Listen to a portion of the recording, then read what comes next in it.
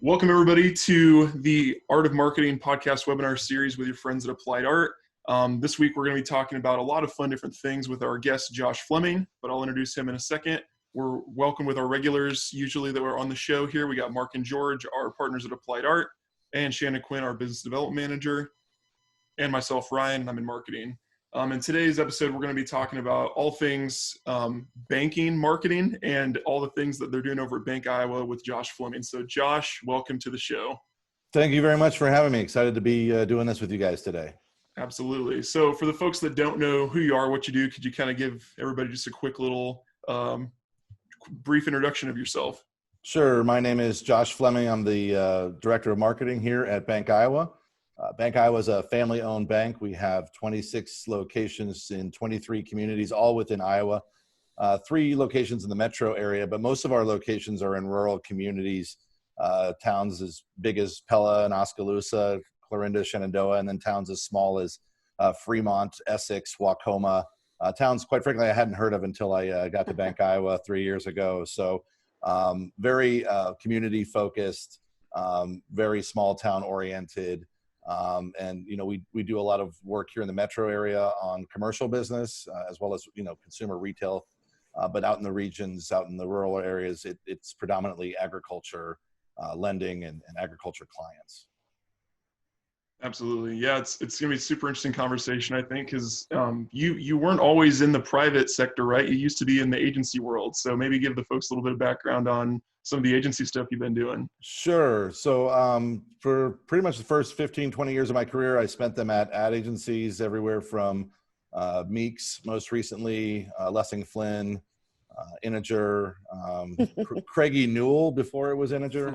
Oh, wow. And then had a handful of time at some startups. I worked at Dice.com for about 5 years as well, doing marketing for them. And so most of my experience has been on the agency side. And so it's interesting now to kind of move to the client side and kind of see it from that perspective. And I have a whole new respect for marketing directors and what they do.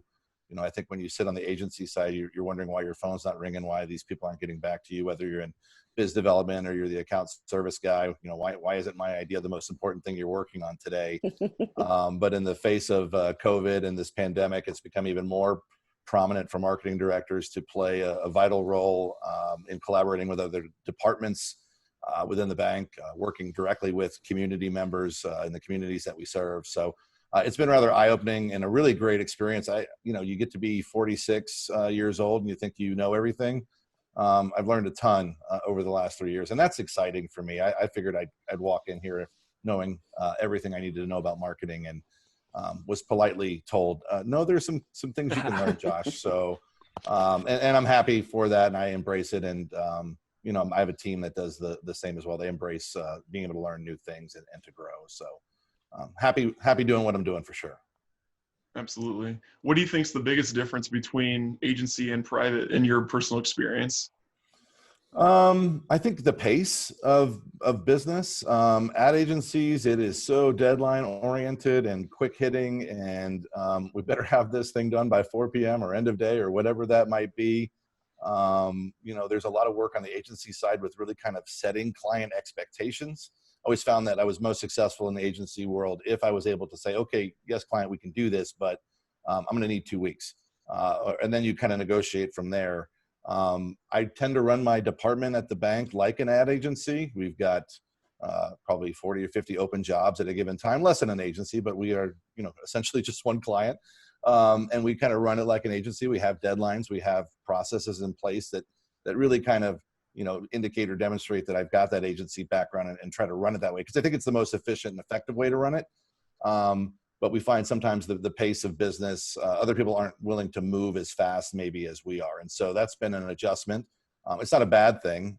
It's more of a, well, you know, you can do these things, but now we have to talk to operations, let's talk to IT, let's talk to people that are on the front line, and just getting more people involved in the overall process. I think it ends up being a better project overall on the client side here, because you're involving all the people who have a stake in this and really can provide you with some of that intel and knowledge that you thought you knew that you didn't know. So that's been, I think, the biggest change for me. And I think also just You think you're going to write headlines and radio ads all day. You do so much more than that. You're strategic in ways you never really knew you could be strategic. Helping out in areas like internal communications. I never, really imagined we would be doing as much as we've done, working as closely as we do with our human resources department and helping to try to build a stronger culture here at the bank. We recently launched a new purpose, vision, values, and rolled that out to 270 team members. That included a direct mail piece that you opened up and it played a video that kind of talked about our values, and letting people kind of know what they are. But then there was also all the internal materials and the little table tents that we could put up on people's desks just to kind of remind them of what we're doing, why we're doing it, who we're doing it for. And we have a lot of internal communications. We launched an internal newsletter called Bank Iowa Spotlight, where we feature news and notes really from around all 7 regions that we serve. And we do an internal video every Friday that I get to edit. It doesn't look great, but it's internal. It's unlisted on YouTube. So then I can put all kinds of movie references and music I don't own the rights to, so it's great. So I believe I used the Turtles this week. So Happy Together. I will not sing that for you, but a lot of just new type of work that I never really anticipated walking in the door here. Josh, take us back to March, just prior to this pandemic. You had a campaign that you were getting ready to start. Tell us a little bit about what happened with that. Yeah, so over the first 2 years here, I did a lot of listening. We went around talking to all of our team members and leadership, as well as leaders in the community. We talked to economic department heads and chamber presidents. And then we talked to our clients, a lot of it through quantitative and both qualitative research, and really kind of trying to find a point of difference for the bank. And so we did. We came up with a brand messaging campaign called Let's Make It Happen, which, ultimately we found out our point of difference is that our people truly care and have this inherent desire to make hopes and dreams happen for our clients, our communities, as well as our culture. And so Let's Make It Happen was born back right around a year ago, and we put together some commercials. We actually shot 5 commercials at Applied Art, and then we were getting ready to launch, and then the leadership said, well, we've got this purpose, vision, values we want you to roll out first. I'm like, okay, so we'll do that. We'll sit on these spots. We'll sit on this campaign. And so as soon as I could launch that campaign, we did. And then I think about a week into it, COVID-19 became everyone's reality. So it's the worst time in the history of the world to launch a new messaging campaign. The silver lining, of course, was you had people that were sheltering in place, people at home doing nothing but watching Fox News and CNN and MSNBC, pick your political station.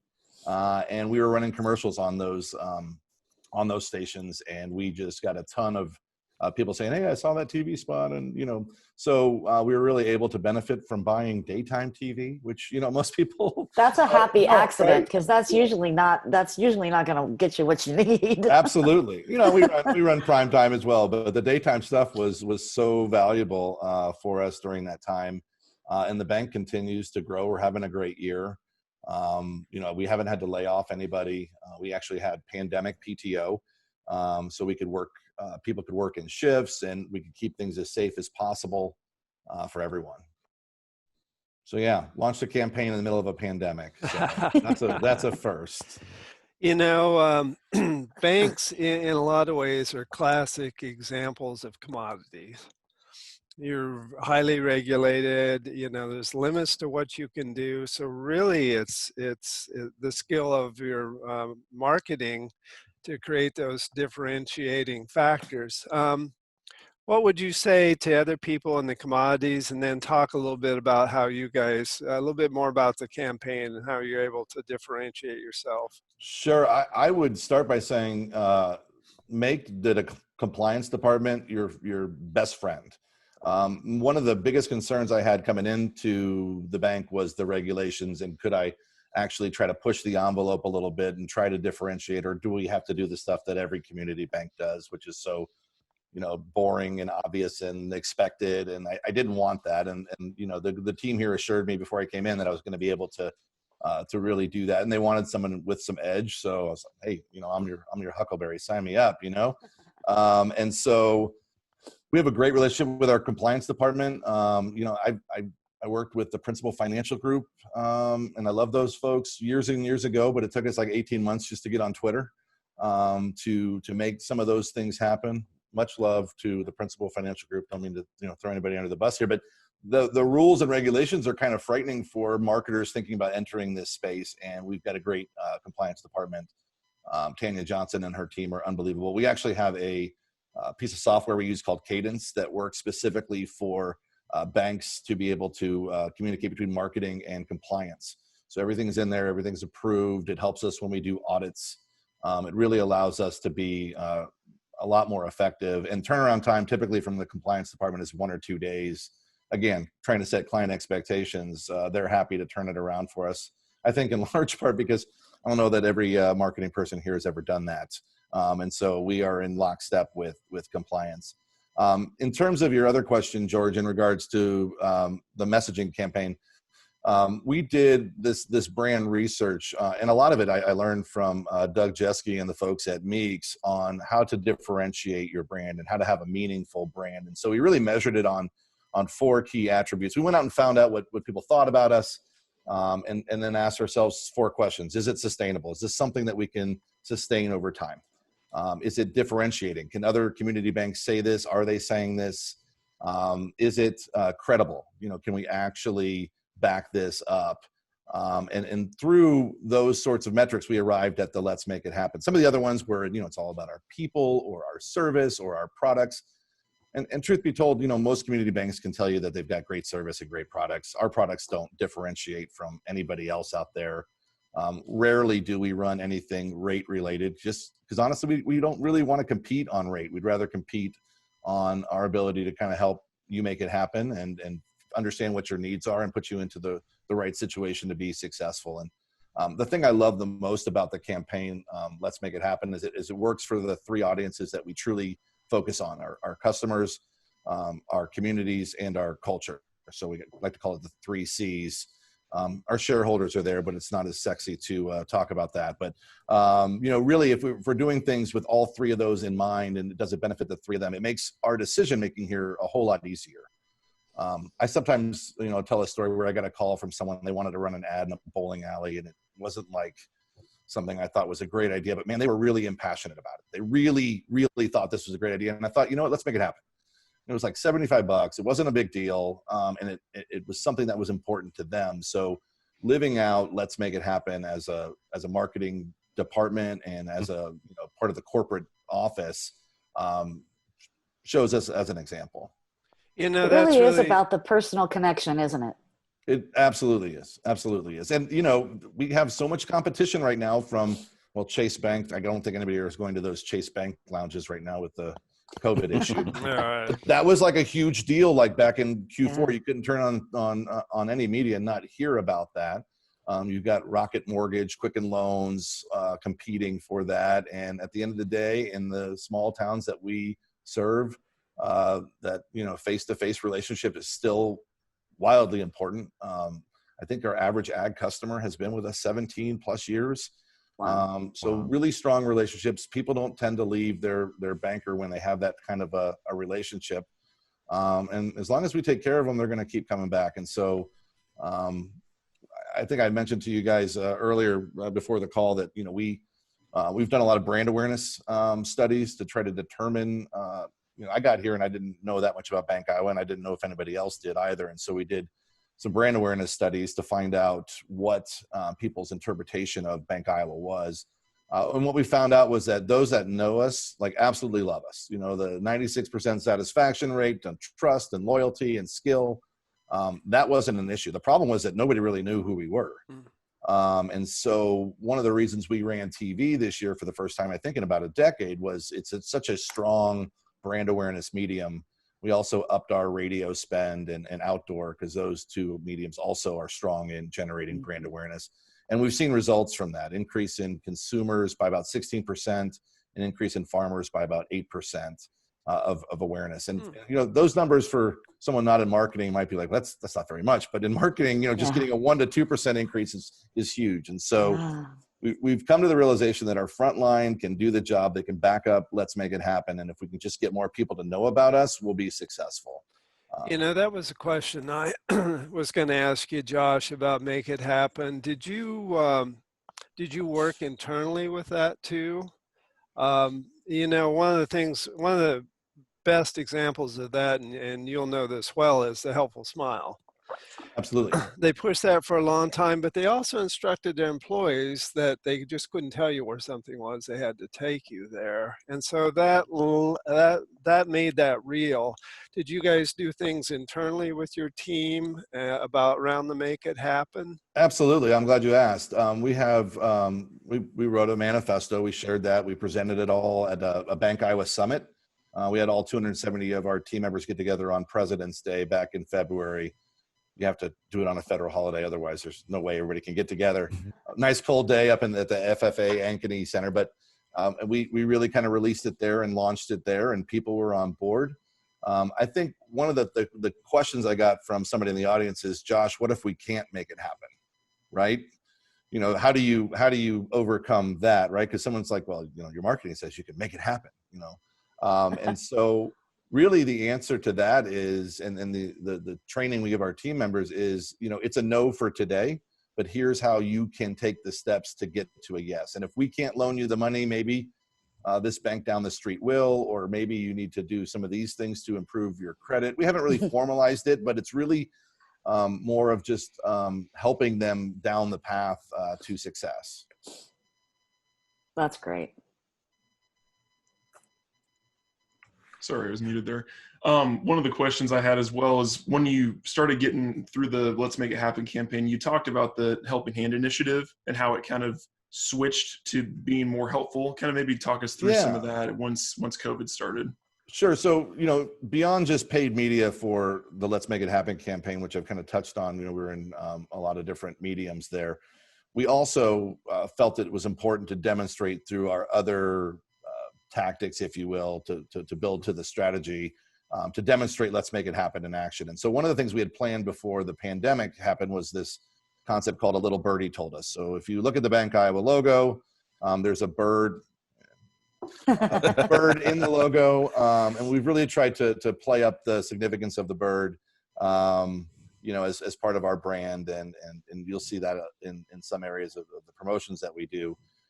But what we were trying to do there was this concept called A Little Birdie Told Us, and we were going to, you know, ask people in the communities that we serve to tell us, you know, what was necessary. How could we help improve the community? So the Little Birdie Told Us would be kind of a crowdsourcing opportunity where someone could say, you know, the widow Johnson needs her lawn mowed, or this building could really use a fresh coat of paint. And then we would send our team members out into the world to help solve some of those challenges, to make it happen for our communities. And so when the pandemic hit, it was an idea that we still liked, but it didn't seem to resonate as much because mowing a lawn isn't as important really as stocking a food pantry, you know, with all that's going on. And so we kept with the crowdsource concept. We changed the name to Helping Hand, and we asked people through social to come onto a microsite that we developed to submit their needs in their community. And really we focused on nonprofits and, you know, economic groups within the communities we serve. You know, and everything from the Girl Scouts didn't sell any cookies this year, to the food pantry is low on food, to we need computers to help our people in the economic group, you know, work from home. We received, and we donated about $20,000 to about 15, 16 different organizations throughout the state of Iowa. Wow. And so it was a really, really nice thing for us to be able to do, and truly demonstrated the brand and what we're about. And it was an easy decision when I pitched it to leadership, like, that's obvious, that makes sense. And so now I got people around the building here going, hey, let's make it happen. So that's a win. That's a win. So Yeah, that's a great story. well, thanks. Yeah, and one of the things you'd mentioned too is the internal marketing and how that's kind of changed in this role that you're doing now at the bank. I know you'd mentioned like how the protocol is with if somebody that's an employee tests positive or something. Maybe talk through that and kind of the internal like crisis communication piece of all the stuff you're doing. Yeah, so worked with HR to write protocols for what to do in the event of a positive test for one of our team members. I've personally had 2 team members test positive for COVID. which meant I got to be quarantined for 14 days, as did my other team members. Went and got the test. I've been tested twice now. It's not as bad as they say. But, you have retail environments where people are coming in. Hopefully they're wearing masks. All of our team members are instructed to wear masks when they are unable to socially distance. And so we put together protocols for how our team members can still help our clients and communities during the pandemic.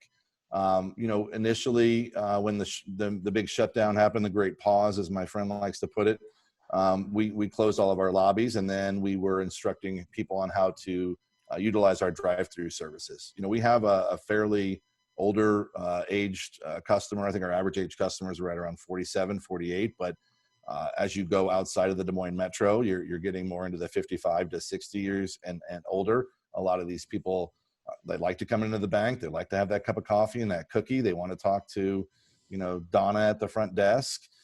They want that experience. And so for them, it was kind of a transition to get them to use the drive-through. And it was also a transition to get people to use online and mobile banking more than they either hadn't done in the past, or they weren't as comfortable with it. And so a lot of tools built around how to best access your money, kind of how can we make it happen for you in terms of accessing your money.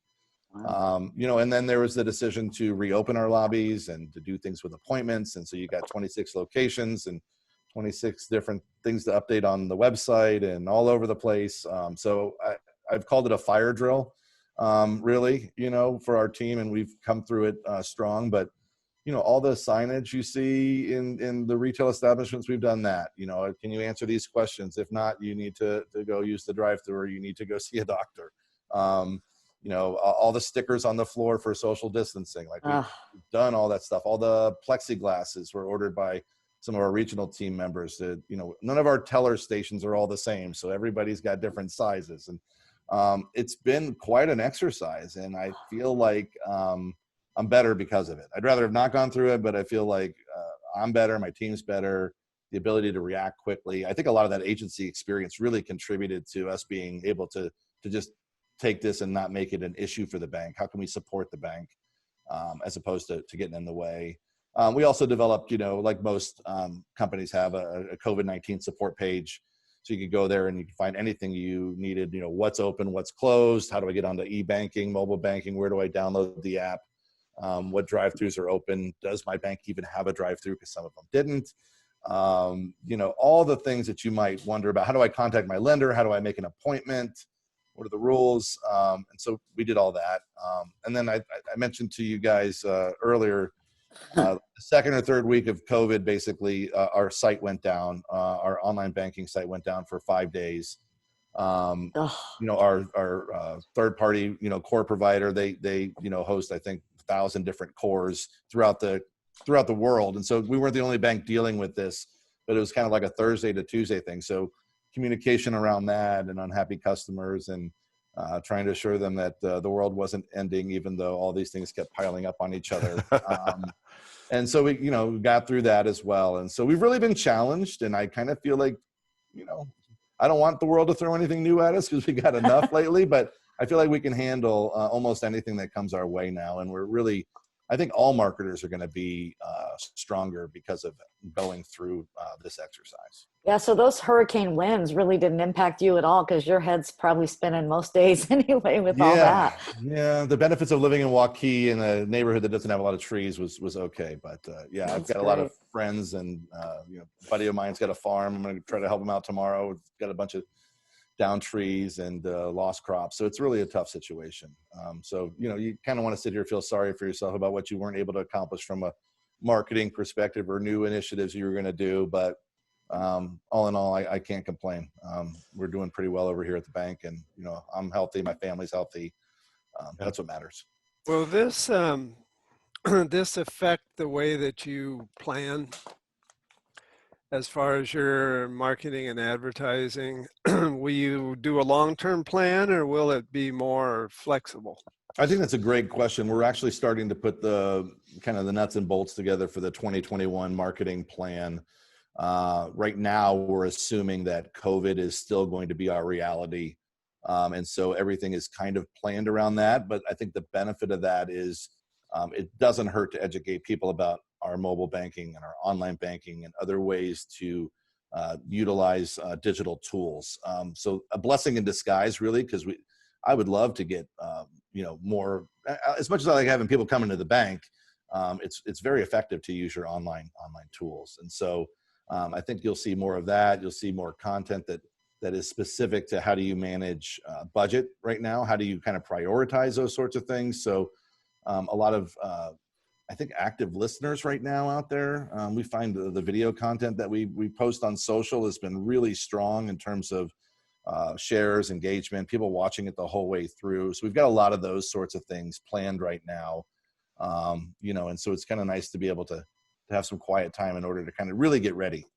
You don't really have as much time to prepare like we do now. And so I feel like all the pistons are firing, our paid media plans in place. Our folks in the field know what to do. And right now it's just about, kind of executing and planning for the future. But I definitely think we're going to have to pretend or, believe that this is our new reality until it's not. I'd rather over prepare than under prepare. Josh, one of the ways, a really cool way to demonstrate your online mobile banking would be to develop an explainer animation.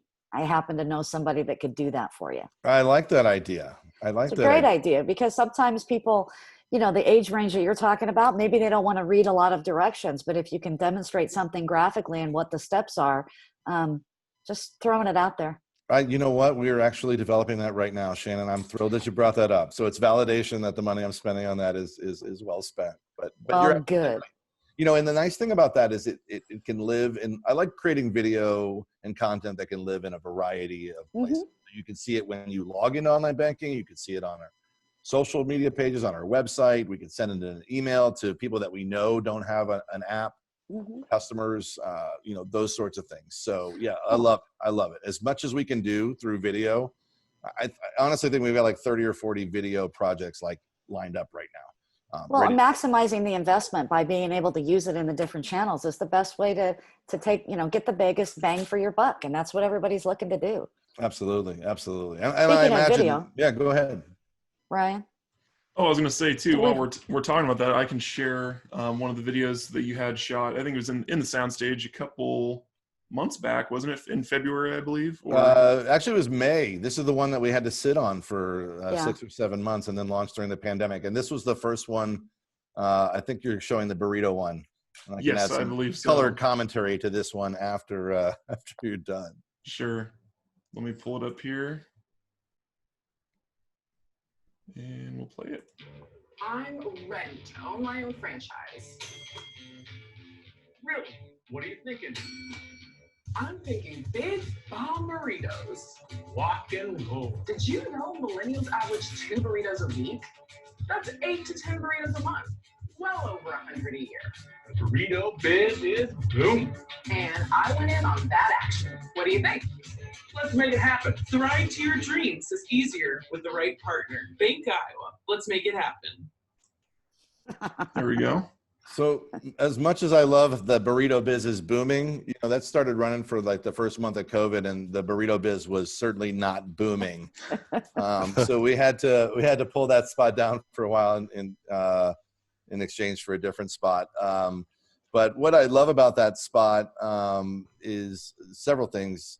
The tandem bike, and I don't get a chance to explain it too often, but the tandem bike represents partnership, right? It's the part of let's make it happen. The client is always in the front, the banker is always in the back. The client is steering and driving, and the banker is navigating and kind of help show the way. So that relationship I thought was strong. Lessing Flynn came up with that concept, and we love it. And then we really want to own the color blue and cyan. And so we've tried to kind of create this unique world that when you see it, it is Bank Iowa. If you think of Target and that red bullseye and all that red and white circle, I'm really trying to find a way to inject this Bank Iowa world where anything's kind of possible through our marketing. So you'll see that quite a bit. And we try to be as consistent as possible with that in all areas of our marketing. So Yeah, the burrito biz, I think it's starting to boom again. So that commercial may come back a bit, but yeah, we filmed 5 spots. One was for that was called the franchisee. We also had a gentleman that has, just sold the garage and was looking to retire. What should he invest his money in? We did one where it's an ag guy looking to buy some new booms for his farm operation. We have a young lady with a startup, and then we had a recent graduate who was looking to start his own design business. And so I think people watching Fox and CNN and MSNBC are probably sick of those ads right now. But I think, when you start getting sick of your own ads, it's like, that means they're probably working, Absolutely. So, yeah. I have a question after watching the ad. In your opinion, what is the role of creativity in advertising and marketing? The role of creativity in advertising and marketing. I usually repeat the question when I don't know exactly how I'm going to answer that. Buy yourself some time. I think at the heart of it, it comes down to what's the one thing you want people to remember, right? What's the most important thing that they can take away from the ad, and hopefully, let's make it happen, is that ad. That if I've got an idea or a thought or a hope, a dream, whatever your it is, that's what you take away from that. That that hope is not a plan, right? But here's someone that can actually help you deliver on that hope. And so I think creativity, the importance of the role of creativity is really to differentiate and do so in a way that's memorable. Geico Insurance, it's insurance, but those ads are so memorable. Flow is rather annoying, I think, for Progressive, but you remember it. It's the things that just kind of stands out, and you hear it over and over again. And I even think, I listen to a lot of sports radio on the way in. It's the only time I've got 5 kids, so if I can sneak some ESPN, and that's great. But when I'm driving into work for those 12 minutes, I get a little bit of sports talk. You hear those same ads over and over again, and they stick with you. If I got to hear Northern Lights Pizza ad again, I'm going to freak out. But oh my God, I'm with you on that. Love the breadsticks, right? It's a consistency. Russ Wagner, he's your money guy. I'm telling you, these things are so consistent, and the frequency of it. And if they can find ways to differentiate, then more power to them. And I think that's what all marketers need to do. I think it's pretty easy to do the obvious. And I don't want to slam any other community banks or banks in general, but most of the ads you see from banks are fairly expected. Mm-hmm. And so how do you guys come up with some of these creative ideas then? Because I know just keeping that creative energy flowing for new ideas, that's got to be like a part-time job, right? Just keeping the different ideas coming in. How do you guys typically keep that energy going? Yeah, I think it's a good question. Yesterday, I was up at the whiteboard by myself, because sometimes I think better through whiteboarding. A lot of times I think through PowerPoint. But I was up there by myself, and the whole team was like, "What's he doing? What's he doing?" And I'm like, "Well, you can come on over if you want." And we just plotted it out. And so we kind of have a lot of impromptu brainstorming. And so what I was working on yesterday, for example, was I'm trying to make the case for customer experience here at the bank, and actually taking that on as a formal discipline, and trying to make it from start to finish. What is that? What's the role of the bank and the marketing department in generating customer experience? And most of our marketing today really is acquisition focused. We do very little to retain clients, to grow them organically, at least from a marketing perspective. Our team members are doing that all day long. They're building those relationships, but trying to get marketing to support that, and to just to make those touch points stronger. So, the first couple of years I was here, it was really all block and tackle. Let's get the brand set. Let's get the messaging set. Let's get an arsenal of TV, radio, print, online ads. Let's get our website done. We've done all those things, and now it's time to really look at, well, what's our attrition rate? It's amazing how many people will change banks. I think it's somewhere 10 to 12% a year, but if I can reduce that by 3 or 4%, it's huge. So just looking at that and kind of whiteboarding, okay, here's what we do that's for acquisition. Here, what do we do that's for current customers? And there was some things that kind of worked for both, but there were some holes that we need to fill. And so we've been talking about, what kind of email campaigns can we do to grow things organically? We have a ton of content, but we haven't multi-purposed it out farther than our website or social. What else could we be doing? Could I be going to a webinar and then sending this webinar to our current customers? there's so many things that we could be doing. So I think that brainstorm process happens quite a bit naturally on our team. We also work with a few agency and PR firms in order to get some additional ideas. I think sometimes you get so darn close to it that you just can't see the forest through the trees. And so we work with Lessing Flynn. We work with Kelly Moore's PR Collective. We work with Lang Johnson Video Firm. We work with Applied Art when we need commercials. I think having that expertise and that third-party partner, I never like to call it a vendor. When you're doing business with me, if we're not partnering, then that's not great. And so,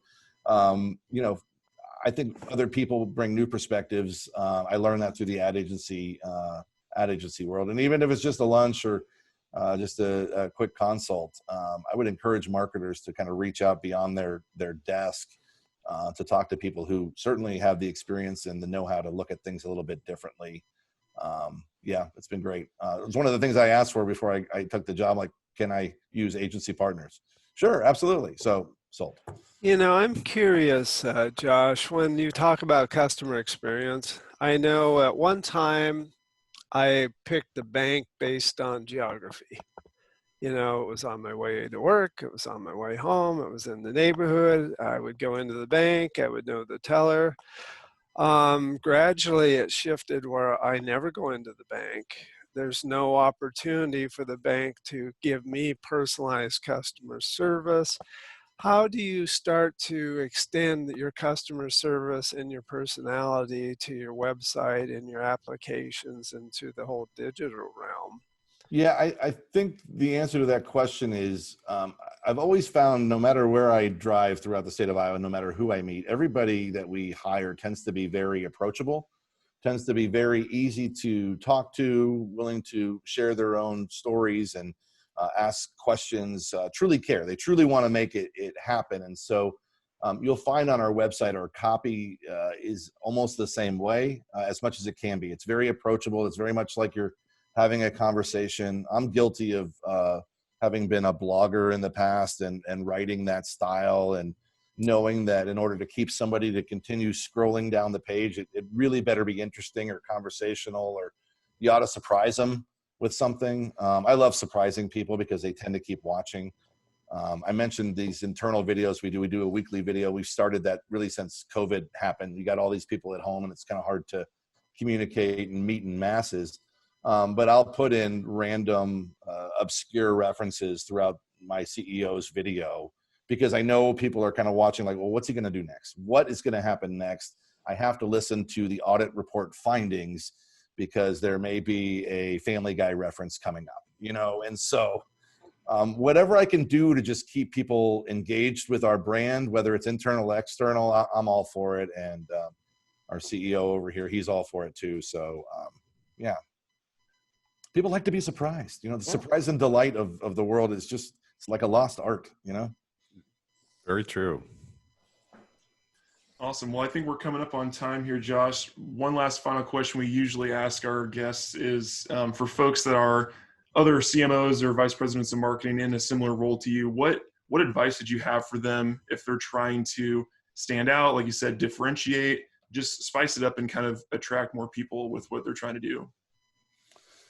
I would look at what your competition is doing and do the exact opposite. You're going to have a lot of people at your companies like, well, other banks do this. And my answer is always, do we really want to be like other banks?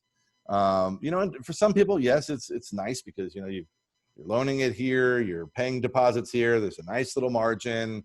Don't disrupt the boat. But if you're doing anything close to what we're doing as a marketing team, as a bank, I'm upset. If I see anything that looks like my stuff, I'm upset because we purposely try to differentiate ourselves that way. And I think the best advice I could give is to listen. When I came to the bank 3 years ago, I was 43-ish, thought I knew everything, been in agency world for 15, 20 years, had my own startups, all that fun stuff, worked with a startup. And I didn't understand the value of what the bank brought to the community and the pillar really of kind of strength and the resource that it was for the community. And I think I didn't understand that enough to inject that into our marketing message early on. And butted heads with some people, that had been in banking for 30 years you've got somebody that's in, Humboldt, Iowa for 30 years as a regional president of a bank. And here's a guy who's been at an ad agency, doing work for Hy-Vee and Grinnell Mutual Insurance or Vermeer or you name it. And those two things collide. There's going to be some differences of opinion. And so once I stopped and listened and truly got it, I think we were able to craft the right message. I know it's the right message because everybody that I talk to about it seems to really like it, doesn't have any argument with it, and seems to think it represents exactly who we are and really kind of what we're trying to do on a day-to-day basis. One of our values, I mentioned the purpose, vision, values, but one of our values is enable great things. And let's make it happen is conveniently a nice extension of that. And so if we can make it happen for our clients, community, and team members, then that's a huge win all the way around. So yeah, I think just listen and be willing to grow. I think everybody feels like they stop growing. There's nothing fun about stopping to grow because you get old. We're all getting old in calendar years, but in my mind, I feel like I'm still young. So I love that about this. That's great advice. Well, thank you. Yeah, I love that. All right. Well, thanks everybody for attending our live session here. If anybody is new here, we also share all the stuff on the website, which is artofmarketingpodcast.com. You can see all the past episodes for the podcast and the webinars as well. Josh, thanks again so much for coming on the show. We really appreciate you taking some time out of your day and sharing some wisdom with us. Thanks for having me. And, if you want to learn more, bankiowa.bank. Okay? Bank. There's another Bank Iowa. Yeah, there's another Bank Iowa in the Cedar Rapids area. I didn't name the bank, but bankiowa.bank is the legit, the OG Bank Iowa. There we go. Have a great weekend, everybody. Yes, thank you, Thanks, Josh. All right, take care.